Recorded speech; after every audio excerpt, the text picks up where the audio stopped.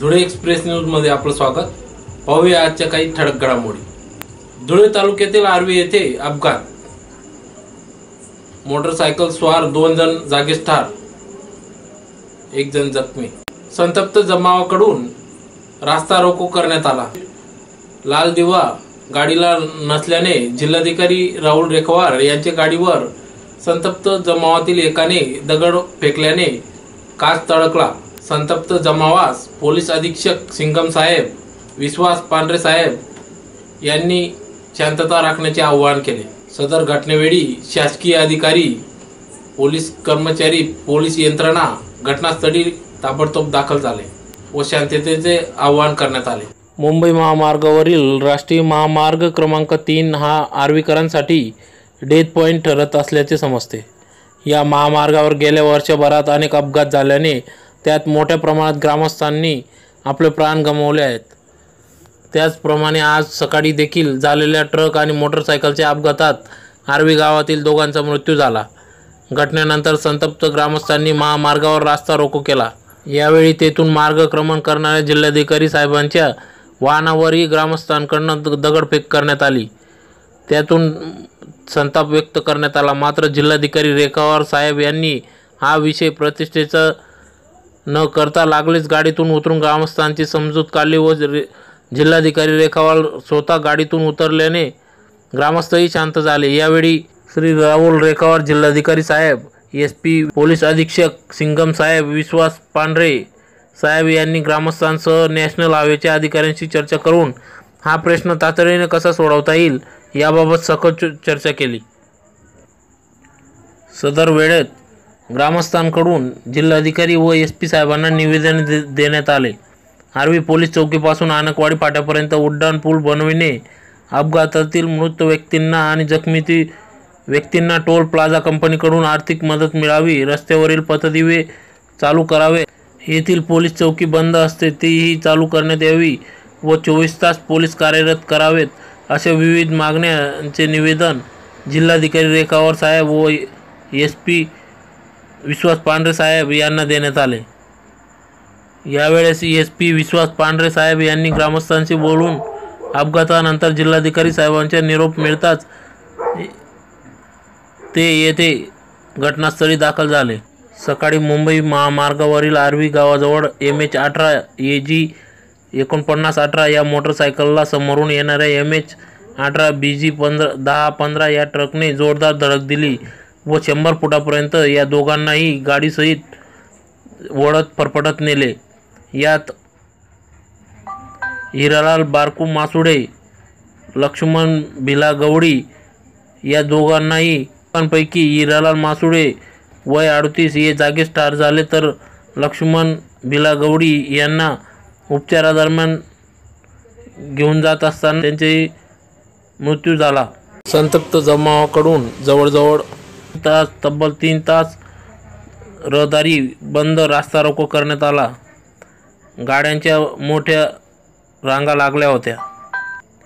सदर घटनास्थळी सर्व पोलीस अधिकारी, प्रांतसाहेब गणेश मिसाळ, तहसीलदार अमोल मोरे, DYSP सचिन हिरे साहेब, तालुक्याचे दिवानसिंग वसावे साहेब, घुमरे साहेब, मुंडे साहेब आदी सर्व अधिकारी वर्ग, पोलीस अधिकारी या ठिकाणी ताफा घेऊन उपस्थित होते व ग्रामस्थांना शांततेचे आवाहन करण्यात आले। आज सकाळी 8 वाजण्याच्या सुमारास आर्वी पोलीस दूरक्षेत्रच्या समोर जो एक रस्ता आहे त्या रस्त्यावर भीषण अपघात झाला। त्या अपघातामध्ये एका ट्रकने मोटरसायकल स्वाराला उडवलं। त्यामध्ये गावातील 29 वर्षीय तरुणाचा दुर्दैवी मृत्यू झाला। त्यानंतर गावकऱ्यांच्या भावना तीव्र झाल्याने आणि यापूर्वी वारंवार बायपास किंवा ओव्हरब्रिज किंवा अंडरपास व्हावा या दृष्टिकोनातून त्यांनी 2008 पासून मागणी केलेली होती, परंतु त्याबाबत आतापर्यंत काही कारवाई झाली नाही। त्यामुळे त्याचा रोष गावकऱ्यांच्या मनात होता। त्यामुळं त्यांनी चिडून रस्ता रोको आंदोलन केलेलं होतं। साधारणतः ही माहिती समजल्यानंतर कलेक्टर साहेबसुद्धा याच बाजूने जात होते. कलेक्टर साहेब आहेत. त्यानंतर मलाही समजलं तर मी या ठिकाणी आलो. SDM त्यानंतर आमचे सर्व ऑफिसर्स या ठिकाणी आले आणि परिस्थितीचं गांभीर्य लक्षात आलं की लोकांच्या भावना तीव्र आहेत आणि या ठिकाणी लोकांची मागणीसुद्धा रास्त आहे. हे लक्षात आल्यानंतर आम्ही गावकऱ्यांशी चर्चा केली. त्याचप्रमाणे इथले जे NHAIचे पदाधिकारी आहेत किंवा इथले जे टोल नाका मॅनेज करतात ते जे लोक आहेत त्यांच्याशी सुद्धा चर्चा केली.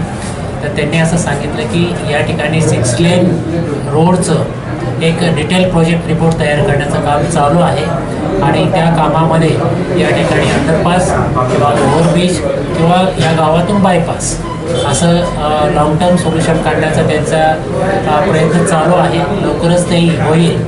परंतु तोपर्यंत काय या प्रश्नाचं उत्तर म्हणून या ठिकाणी रमरस बसवण्याबाबत, या ठिकाणची लाईट दुरुस्त करण्याबाबत आणि काही ठिकाणी रस्त्याच्या बाजूला जी झाडं आहेत म्हणजे लावल्या डेकोरेशनसाठी लावलेले तर त्यामुळं रस्ता दिसत नाही आहे किंवा रस्त्यावरून जाणाऱ्या वाहन चालकाला सर्व्हिस रोडवर काय कोण आहे की नाही हे कळत नाही आहे. तर यासाठी काही झाडाचं कटिंग किंवा झाडं काढून टाकणे यासारख्या उपाययोजना करण्याबाबत सांगितलेलं आहे. ते काम उद्यापासून सुरू होणार. गाडी फोडल्याच्या संदर्भात कलेक्टर साहेबांची गाडी आहे असं लोकांच्या लक्षात आलं नाही, कारण ते इनोवामधून चाललेले होते आणि हे रोष असणं थोडं स्वाभाविक होतं. परंतु जसं लक्षात आलं लोकांच्या तसं त्यांनी पुढे काही तोडफोड केली नाही. धुळे जिल्ह्यातील साक्री तालुक्यातील मजदी येथे सरपंच पदाची निवड. मजदी ग्रामपंचायत सरपंचपदी सेवानिवृत्त आदर्श मुख्याध्यापक उत्तमराव वंजी देवरे यांची बिनविरोध निवड. मजदी गावात मोठ्या उत्साहाने सरपंचपदी झालेल्या उत्तमराव देवरे यांच्या स्वागताने संपूर्ण मजदी गावात उत्साह निर्माण झाला व संपूर्ण गावातून उत्साहात मिरवणूक काढण्यात आली. धुळे जिल्ह्यातील साक्री तालुक्यातील मजदी येथे ग्रामपंचायतीच्या सरपंच निवडीचा कार्यक्रम संपन्न झाला. आज दिनांक 10 ऑगस्ट रोजी सतीश रामराव देवरे तत्कालीन सरपंच यांनी राजीनामा दिल्याने सरपंच निवडीसाठी सर्व मजदी ग्रामपंचायत सदस्य यांनी एकमताने ठराव करून माननीय सेवानिवृत्त आदर्श मुख्याध्यापक, ग्रामपंचायत सदस्य तथा उपाध्यक्ष धनदाई देवी तरुण ऐक्य मंडळ मजदी देवरे यांची एकमताने बिनविरोध निवड करण्यात आली. माननीय उत्तमराव वंजी देवरे यांची एकमताने बिनविरोध निवड करण्यात आली. स्त्रीरोग तज्ज्ञ साक्री डॉक्टर किरण देवरे व प्राथमिक शिक्षिका सौ वैशाली संजय बधाने शेवाडी यांचे वडील तसेच स्त्रीरोग तज्ज्ञ डॉक्टर सौ वैशाली देवरे यांचा यावेळेस यांनी सत्कार केला. तसेच या निवडीत सर्व ग्रामपंचायत सदस्य, ग्रामस्थ, धनदाई देवी तरुण ऐक्य मंडळ, माजी सरपंच सतीश देवरे, श्री चंद्रकांत देवरे, सौ जयश्री देवरे, सौ सुनंदा देवरे, सौ रंजना देवरे, पंचायत समिती सदस्या सौ सोनल देवरे, अशोक बधाने आदी गावातील मंडळी तसेच काळगाव वारकरी अबप भटू खैरनार महाराज यांच्या सहकार्याने या सरपंच पदासाठी सहकार्य लाभले. यासाठी कुंदन देवरे, केशव देवरे, दीपक जैन, अविनाश देवरे आदींनी परिश्रम घेतले. आज दिनांक 10 ऑगस्ट रोजी दुपारी 2 वाजता माजी सरपंच सतीश देवरे यांनी राजीनामा दिल्याने आज सर्वानुमते नवनिर्वाचित सरपंच श्री उत्तमराव वंजी देवरे यांची एकमताने निवड करून बिनविरोध निवड करण्यात आली. यावेळी नवनिर्वाचित सरपंच यांनी मजदी गावाचा विकास करू व गावाच्या मूलभूत गरजा पूर्ण करण्यास पूर्णपणे समर्थ राहू व गावाला विकास प्रगतीकडे वाटचाल करू असे अनेक विविध प्रकारचे निधी आणून गावाचा कायापालट करू व सर्वांच्या सहकार्याने सरपंच उत्तमराव देवरे यांनी यावेळेस सदर आश्वासन दिले. नेहमी प्रत्येक कामात कार्यतत्पर असणारे निवृत्त आदर्श शिक्षक मुख्याध्यापक उत्तमराव देवरे यांनी यावेळेस गावाचा विकास करण्याचा ध्यास धरला असून यावेळेस त्यांनी गावाचे आभार मानले. सदस्य या सर्वांचे, आजी माजी सदस्यांचे यावेळेस त्यांनी आभार मानले.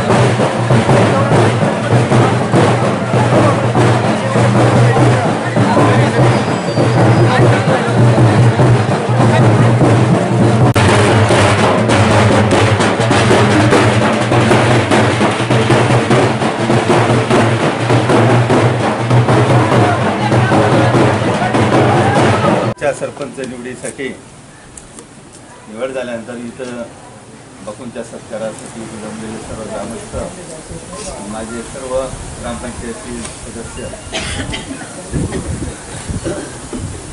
बापूंची आज जी निवड झाली ती एक बिनविरोध निवड झालेली या गावात. ज्या पद्धतीने माझी निवड झाली त्याच पद्धतीने आज बापूंची निवड बिनविरोध झाली. आणि या उतार वयामध्ये शेवटी बापूंना हे पद मिळून गेलं. ग्रामपंचायतचा आज सरपंच, प्रथम नागरिक म्हणून ते आज आपल्या गावामध्ये गणले गेलेत. आणि ज्या पद्धतीने गेल्या 3 वर्षामध्ये आपण सर्वांनी मला जे सहकार्य केलं, सर्व ग्रामस्थांनी, आमच्या ग्रामपंचायत सदस्यांनी, सर्वप्रथम मी त्यांचे सगळ्यांचे आभार मानतो. असंच येणाऱ्या भविष्य काळात आता आपल्या इथं पावसाचं वातावरण अजिबात नसल्यामुळे पाणी टंचाई ही अगदी भेडसावणारी मोठी समस्या आहे. तरी येणाऱ्या काळात ज्या पद्धतीने आपण सहकार्य बापूंना आपण सगळ्यांनी करू. आणि बापू जरी आम्ही राजीनामा दिला तरी आम्ही तुमच्या मागे भक्कमपणे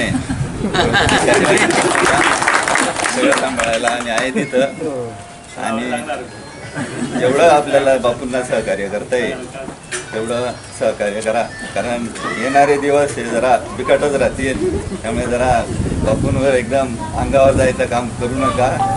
आणि जे पाहिजे बापूंना सहकार्य करा हे सगळ्यांना आपल्याला द्या. अण्णा, पोपट अण्णा, बटा बापू, यादू तात्या, ही जी अशी बुजुर्ग मंडळी आहे या सगळ्यांना मी आधी वंदन करतो. आणि आज हा जो समारंभ घडून आला किंवा हा जो प्रसंग तुम्ही उभा केला, मी नाही केला, तुम्ही केला, तर तुमचे किती आभार मानावेत हे काय मला सुचत नाही. मी या प्रसंगाने भारावून गेलो. तुमचे ऋण कसं फेडावं हेही मला कळत नाही, पण मी निश्चितपणे फेडणार आहे. ज्यावेळेस निवडणूक झाली, निवडणुकीच्या रिंगणात 15-30 उमेदवार उभे होते. निवडणूक आहे किंवा लढाई असते, तिथं कोणीतरी हरणारच. म्हणून आज जे हरले त्यांनाही माझ्या शुभेच्छा आहेत. आणि जे जिंकून आले, ज्यांची दोघं पार्ट्यांमधले लोक आले होते आणि ते दोघं पार्ट्यांचे लोक एकत्र आले, एम.एस. बापूंनी सांगितलं. दोघं एकत्र आल्यानंतर जे कार्य होऊ शकतं किंवा कार्याला जी गती मिळते ती गती मात्र खूप चांगल्या प्रकारची असते असं बापूंनी सांगितलं. तर मला हा मान मिळवण्यासाठी किंवा इलेक्शनमध्ये निवडून देण्यासाठी या वार्ड नंबर 3 मधलेच नाही तर सगळ्या गावातील माझ्यावर प्रेम दाखवणारी सगळी मंडळी अगदी झटून तयार होती.